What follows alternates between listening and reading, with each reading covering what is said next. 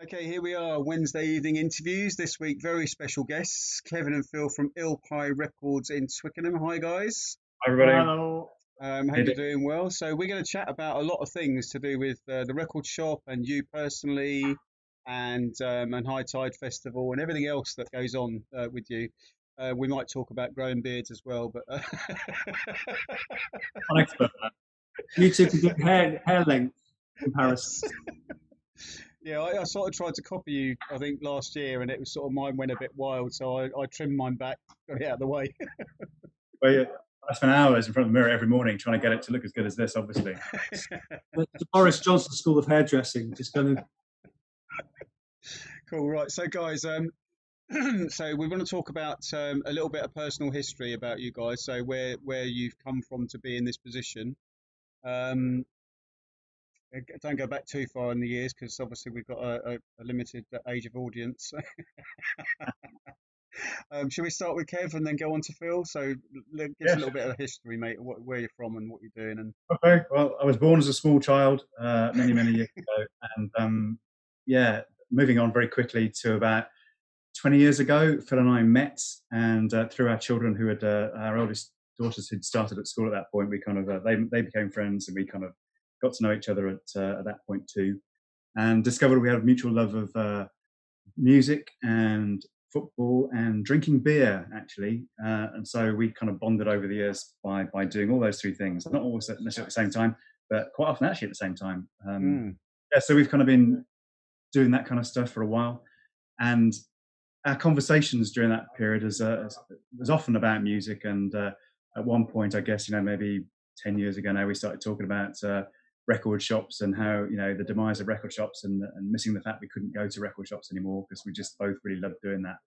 And I guess, 5 years ago, we started talking a bit more seriously about potentially opening a record shop. We've seen the rebirth of vinyl, and thinking that we might have a viable proposition in terms of opening a record shop. So we started looking around seriously for somewhere to do one, and it took a little while. We had several false starts. We thought we'd found somewhere, but they didn't come off until we found this beautiful space with our partner Ricardo, who runs a wine shop at the front. And yeah, so that was 3 years ago. Now we had we opened up 3 years in about a month, and yeah, here we are now, Eel Pie Records, and we've been going from strength to strength since then. This is my first venture into the kind of music world, if you like, on the commercial side of music. I've always been a kind of music lover and a music buyer and a gig goer and all that kind of stuff. I've always done loads of that stuff. That's kind of what I did. I stuck with vinyl through the fallow years. I did buy CDs, bought quite a lot of CDs, but I kept my record player, kept my turntable, and kept buying the occasional vinyl. And then kind of went back to it big time more recently. But yeah, that's kind of my history. So that's where we're at. wow, good. Slightly different history. Yeah, go on then, Phil. Well, I think we both, as Kevin said, we were both have been music lovers all our lives, long enough, since spending our first pocket money on records in Woolworths way back when. But and I ended up working for them. Yeah, my entire working life has been working in music in one way or another. I can't play anything, I can't sing, You can't. do that. But I started in a record shop in an HMV. In fact, I started my career straight after education, just working in an HMV. I worked for them for a while, but I've also been a sales rep. I've done production. I've done publicity. I've done a lot of head office work for record companies and for big retailers. A career of ups and downs. But it came to a point about 10 years ago when I thought, I don't want to work for anyone else anymore. I want to work for myself. And that just involves working for everyone else for less money, I think. But as a consultant, as a freelancer, whatever. So I started up my own label, and then to promote the music on my own label, Kevin and I got talking about putting on live music because Kevin's a real lover of live, perhaps more than I am. So we started promoting a thing called Drumfire Live after my record label, Drumfire Records. And one thing led to another, and then, as Kevin says, we came to this point where we said, "Hey, let's do this. Let's start the shop. It's what I know. That's what I've always known and always loved." But Kevin's business sense, enthusiasm, and ability to do VAT forms Very important.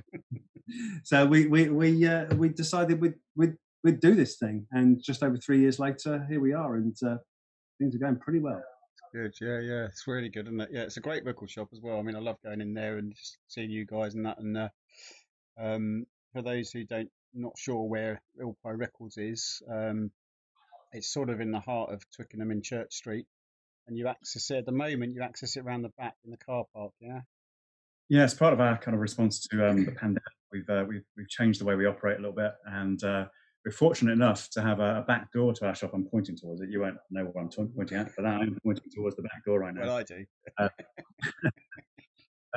Yeah, so normally people come in the front door, which is that way, but there are two businesses at the front of the shop, the space we share. One, Ricardo, which I mentioned before, has a wine and beer shop, which we have been known to shop in occasionally, around about 5 o'clock every night of the week. Day. I knew that was coming every day.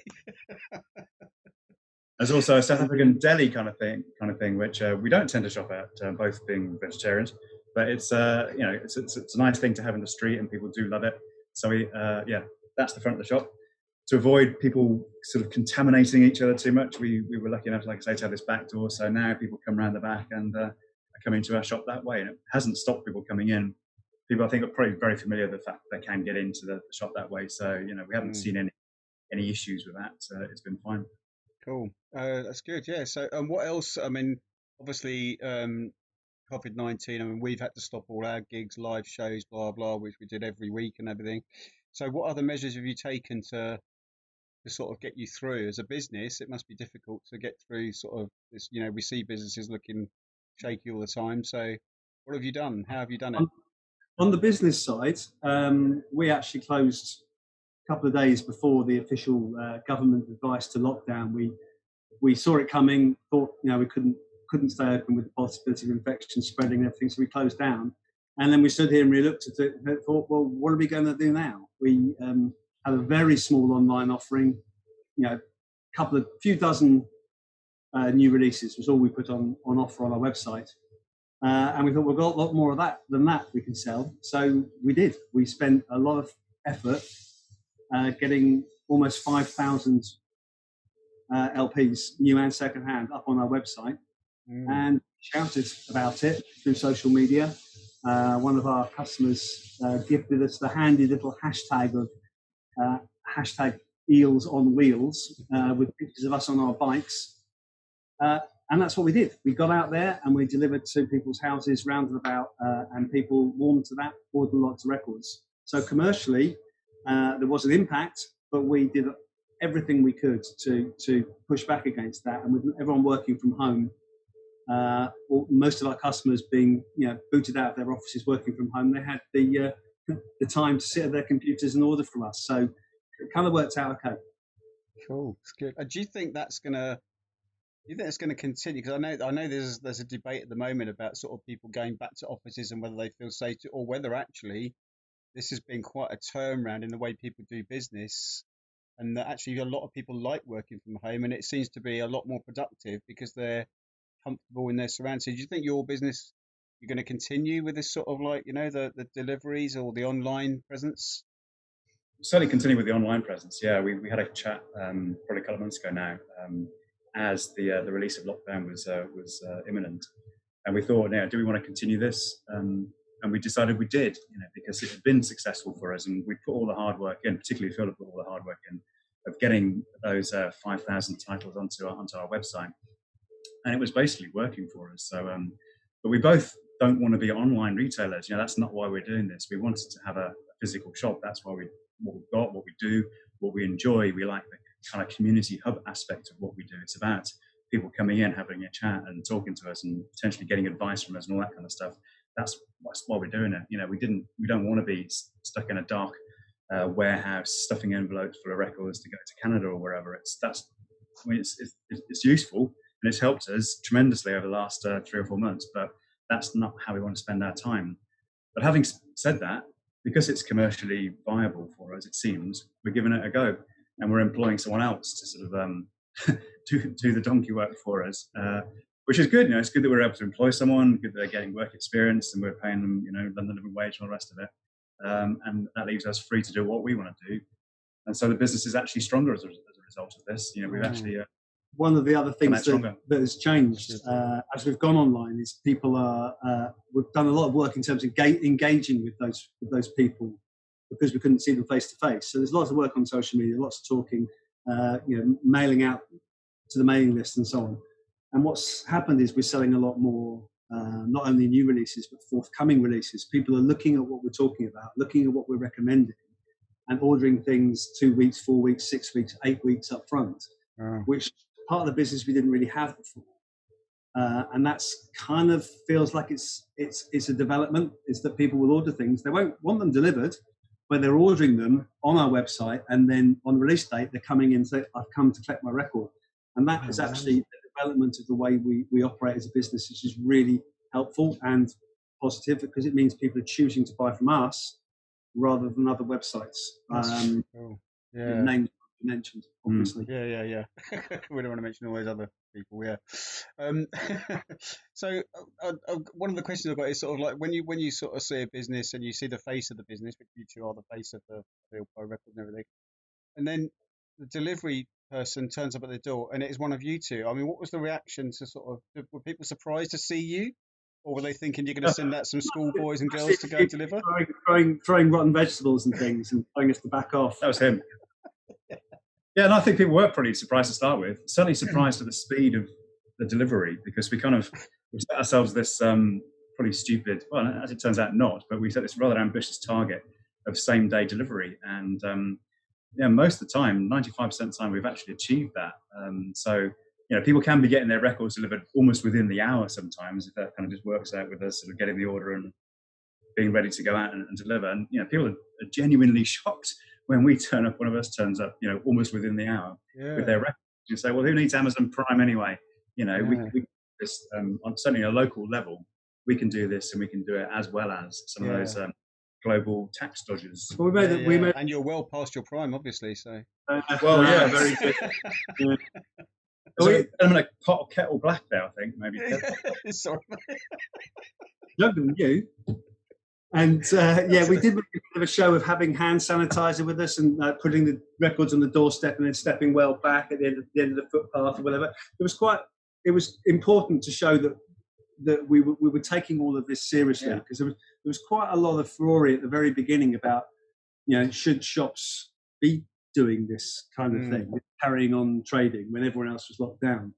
But to our mind, if every other online retailer, from the unmentionables to supermarkets to shoe shops, fashion retailers, whatever, were able to deliver to people's front door, there was absolutely no reason why we shouldn't carry on. And people were very grateful for that. But we had to show that we were mindful of the situation. And similarly, now we've opened up, we're open, but we're very clear in our signage on our outsides. When you know what the rules are when you arrive, you have to wear your mask. You have to sanitize your hands when you come in. You can't come in. You can't come in if there's too many people in the shop. And because we can see our door over there, we can say to people, "Do you mind waiting a few minutes?" And we had a queue on Saturday for the sale, and people were socially distanced in the queue. People understand and work with it. It's fine. It's good, isn't it? It's good to get clear instructions for once about COVID. What do you mean? Well, there's some people, that sort of are a bit vague about what we're supposed to be doing. I know, it just hasn't helped, has it? But No. we have given very clear instructions. I think like everything that we've done, part of the reason for our success, I think, and we do get people telling us this, is that we do things properly. If you know what I mean, we do things professionally. Obviously, we look like this. We're not professionals, if you know what I mean. But we do things properly, and we pay our VAT, we pay our taxes, we treat the COVID situation seriously. So we are, asking people to mask up and sanitize and all that kind of stuff. We're trying to do it properly, whatever it is that we do. Yeah. So, and I think people generally appreciate that, and it's been part of the reason that people like shopping with us. Yeah, I think it's great that you sort of like do that. I mean, I've seen people walking in and out of a local shop that some walk in with masks and some don't, and it's like, well, the shopkeeper's obviously not made it clear that he wants you to wear a mask coming in, he wants you to sanitize, just haven't made it that clear. So it's a bit vague. And then you're thinking, do I go in now? Because is this person going to be, spreading a virus to me, or you just don't know. So yeah, it's really good. Yeah. So we would move on to now talking about the what Eel Pie Records does apart from just selling records. And what else do you do? Because I know there's a lot more to it than just you two wonderful guys and records.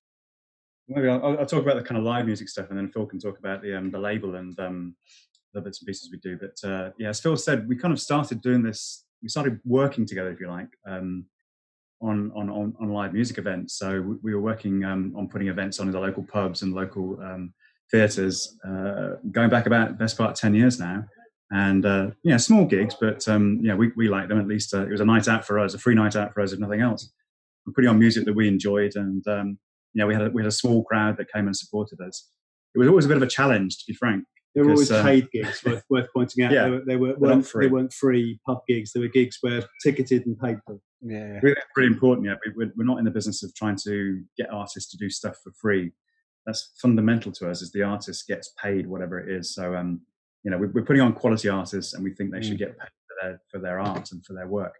So yeah, it was hard work to start with, because the only people we kind of had to try and draw into these events were our friends, really. And so the first few gigs that we did, it was mainly about bullying our friends and other people that we kind of knew in our networks to come along to these events.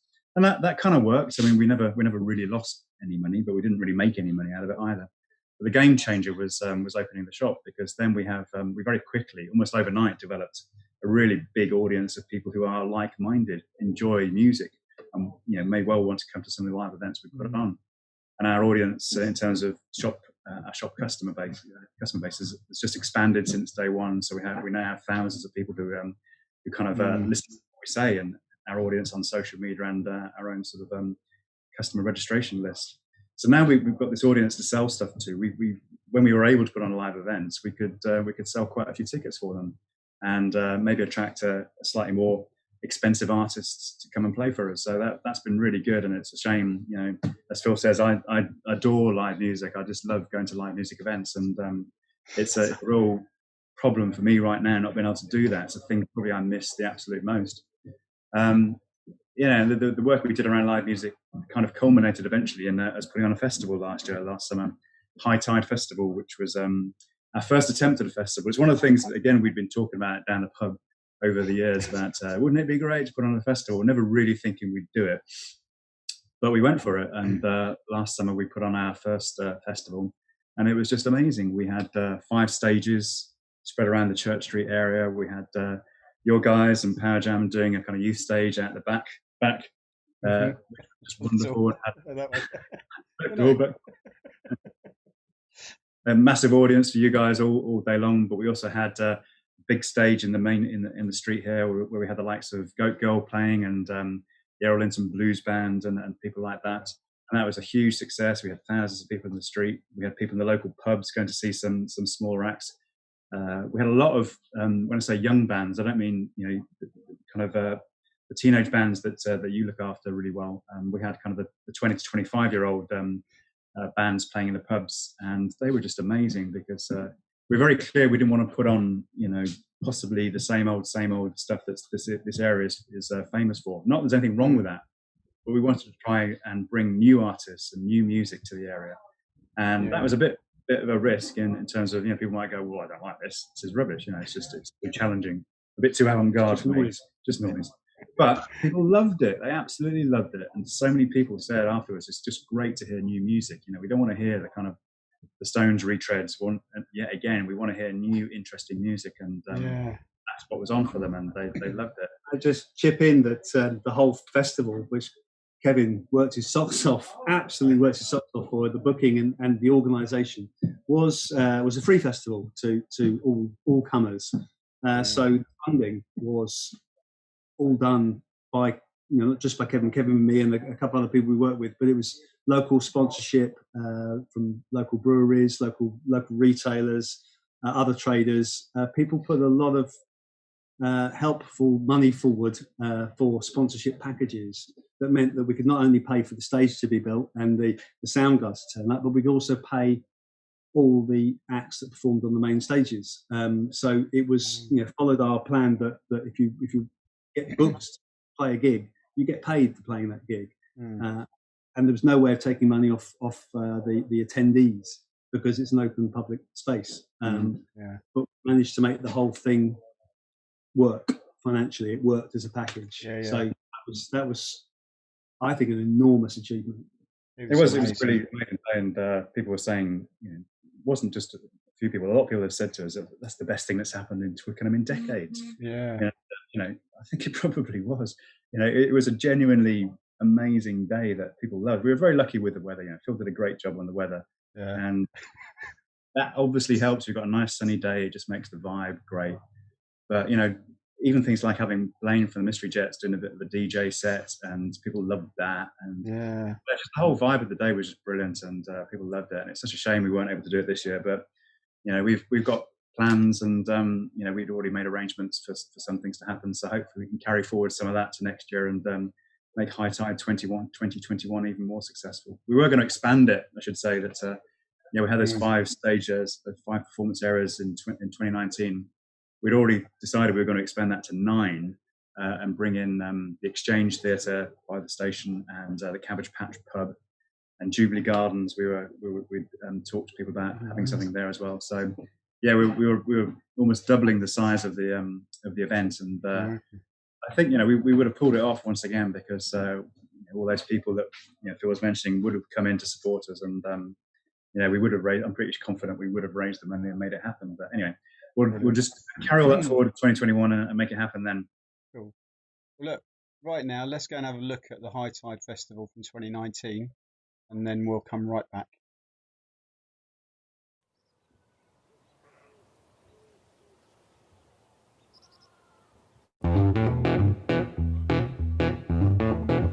Yes, nice one, people. Good to be here on such a nice day. Here we go, man. I hope you enjoy the set.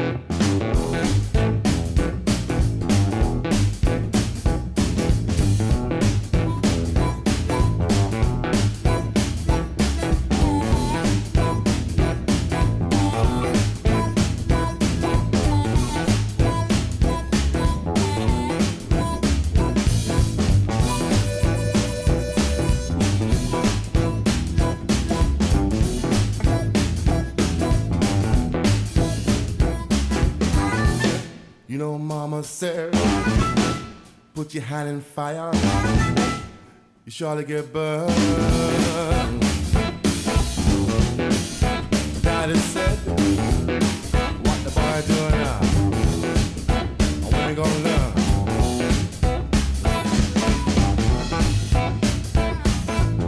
Really taking in the culture, love the music. We love picking up to the music. I born in '66. Said Angel Road, baby, have no wind.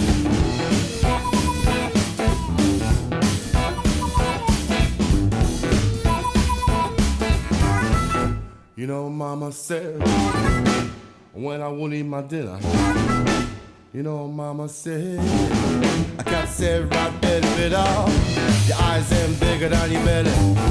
Hey, you ain't like sweet. We operate by putting on gigs for young people so they can perform to their friends and family, and we do studio work with guys as well, so we cut their EPs. Eel Pie Records, they're fantastic guys, and I think what they're doing here is brilliant, and we'd love to be a part of it again next year.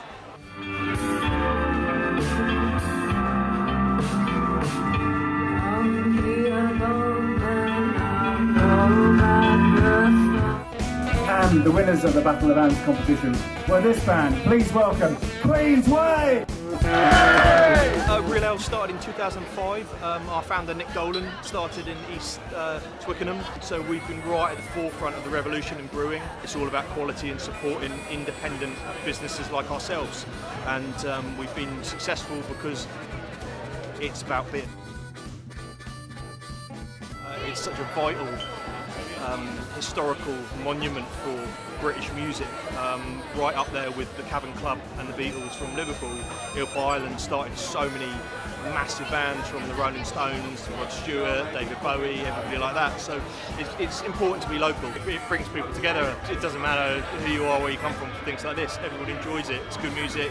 The sun's come out for the first time. Events like this and getting our name out and associated with bands, pushing the bands, which is also massively important. Cause they're in the hand. Some come like iguana, change like the color. Come like iguana, change like the color. Even your best friend. How to be a part of a predetermined thing.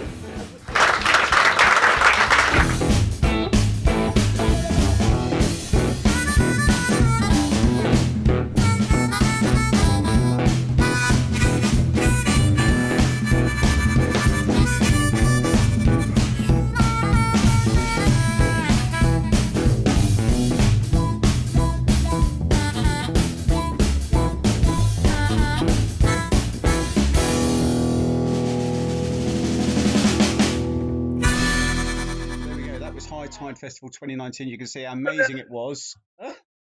Brilliant, wasn't it brilliant? Really good. And you can see we're talking about the weather, the stages, everything was, and so many people turning up. So yeah, it was a fantastic day. So well done, guys. And we hope we're going to be part of the next one that you do and continue and keep growing this. It'd be brilliant. So Phil, tell us what else is going on with Eel Pie Records as well now. Well, as I mentioned a minute ago, I actually started the label myself. It's something I always wanted to do. So 12 years ago, before we did live stuff. It was called Eel Pie Records, and I put out 15, 20 albums on CD. Only did one on vinyl because that wasn't really the vinyl era. But the logic, once we had the shop going and the live stuff going here, and all that stuff of having the ready-made audience here, was to do it again, to try it again. And obviously not call ourselves Drumfire, but call it Eel Pie Records, the label. And we have put 2 records out. That's our first record, Buffalo Blood. Good. Which is a Scottish stroke US band collaboration. The guys played at Celtic Connections, which is a big festival in Perth, in Scotland. Every year. They played there last year on the release date, but didn't get to play here, but we had a launch event down here. And then this year, perfectly timed for lockdown, this is the man from Leith, which is the best of Dean Owens, Scottish singer-songwriter, who I've been working with for a long time, and Kevin knows very well. We timed that perfectly for a March release, so that once we'd shipped 300 or 400 CDs into HMV, they closed all the doors, and that's where the CDs still are, as far as I know. But there you go. You can't win them all. No. The records are fantastic. We're really proud of them. We're proud of the design. We're proud of the musical content. They look great. The coloured vinyl and all of that. And they've done all right. They've done quite well. Certainly locally, we've had a lot of support. Dean, you might have seen him in the clip. He played at High Tide. Thoroughly great records. We haven't got an Eel Pie Records 3 yet. At some point we will, when the timing's right. We don't want to be channeled into any kind of fixed genre. We're just going to see what comes. We'll know when it's right. You know what I mean? We'll know when it's right. It's a very expensive business putting out records. The manufacturing side of things, not to mention any of the recording, but just the manufacturing, distribution, marketing, publicity, it adds up very quickly. It's a very difficult way to make money. But we love the fact that it's got our logo on the label and it all holds together beautifully. So that's really important to us. The brand, we haven't really talked about it. I mean, it's really obvious where it all came from, but historically, it's been a complete gift to us to have a brand that people can relate to and understand, and people from all around the world, when they hear Eel Pie Island, they know there's a connection, and that plays right into our hands. So we've T-shirts, we've got hats, we've got beer glasses, we've got coffee mugs. We're just about to sign off on design for an Eel Pie Records bandana. Oh, awesome. The design's in this afternoon, so we're working on signing that off. It's as we speak. we get people coming in here who aren't here to buy records. They've come for a visit to Twickenham, a bit of a history trip, and they'll take a bit of merchandise away with them. Yeah, definitely. And I think because you're literally a stone's throw from Eel Pie Island, and then you've got the Eel Pie Museum, the Eel Pie Pub. It all fits in really well, doesn't it? See where things have come from. It's a really strong thing the history of the island is an amazing story. I mean, music lovers in the area will know it, so I don't need to talk you through it. But it's just an amazing story, and it's an amazing thing that happened there. And it was a really big cultural moment, and it's no wonder it kind of still resonates down the decades because it was so important to a lot of people. And people who come in who were there, who actually spent some time on the island, seeing the Stones and the Yardbirds and whoever else. You can still see the joy in their eyes when they talk about it. It found effect on a lot of people's lives and the culture of the country, really, and the culture of the world. So it's not surprising that people are kind of still wanting to sort of talk about it, and it's a no-brainer, as Phil says, to use it as our name.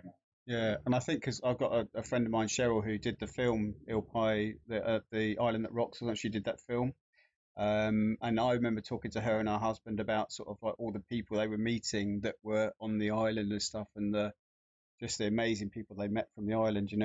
People from Yardbirds and Kinks and all these sort of amazing jazz people and everything. So fantastic, and it's a great little film to watch if anyone wants to watch it. The Island That Rocked.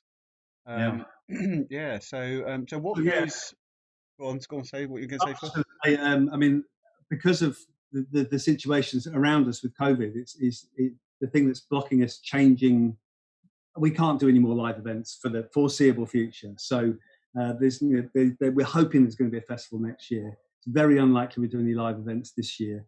So and a lot of our social, we were doing a monthly gathering in the pub over the road. We're playing vinyl to people. We don't know whether that's going to restart anytime soon. So we're a bit restricted in how we can develop, but the whole movement of our stock online and all the activity we're doing around that is crucial to how we carry on.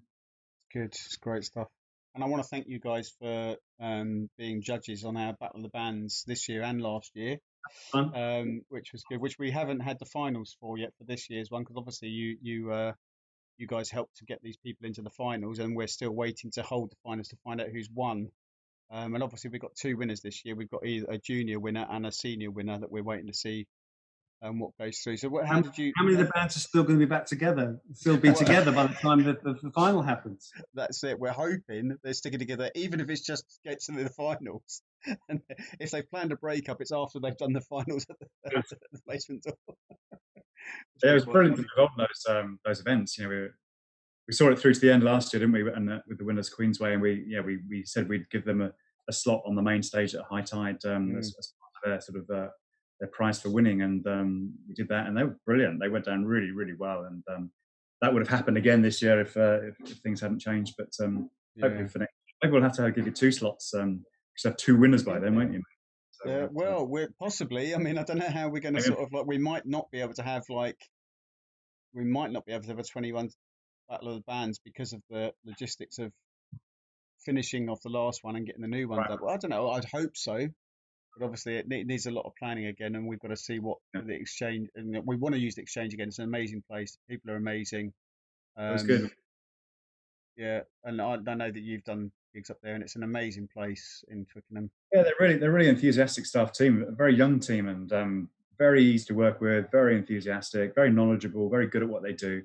And it's a great space as well. The theatre space is a really good space, and we'd hoped that we'd be able to do more stuff there and help them kind of really get the live music thing going there, because there's been a few gigs there, but I don't think it's really quite taken off yet. And we were going to try and play our part in helping that sort of develop, but not possible right now, obviously. But yes, it's a great venue, and hopefully at some point we'll be able to sort of get things going there again. Yeah, that'd be good. Wouldn't that be really good? We want to get everything started up again, but obviously, like you say, it's got to be safety first. And I know you guys are doing things the right way, and you're being very measured in what you do, professional. And likewise, my trustees and myself are sort of just sitting back and going, let's wait until it's absolutely safe to do this. We had a thought about doing an open air gig a little while ago, like few weeks ago. But then we thought, okay, well, if you're going to do an open air gig, so we had a couple of bands on, young bands and everything, and then you invite 30 people only to come along. How are we going to stop all these kids turning up? Because they all will find out about it.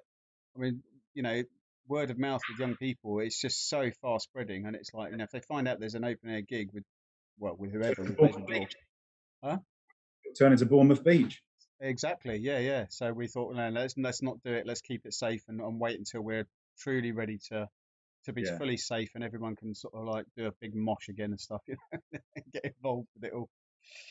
Yeah. Cool. Okay, so thank you very much, guys, for joining us today and everything, and we hope that we'll get back to normal soon and see you, and we'll want to participate and join you in High Tide Festival and any music events you're doing. I mean, we've supplied a couple of acts for your main events in the past and everything, which we want to continue working with you, which has been really good. That's been good. Yeah. So okay. Well, thank you very much. Bless Thank you you both. Keep the beards growing. Stay safe. All right. Cheers, guys. Okay. Thanks a lot. See ya.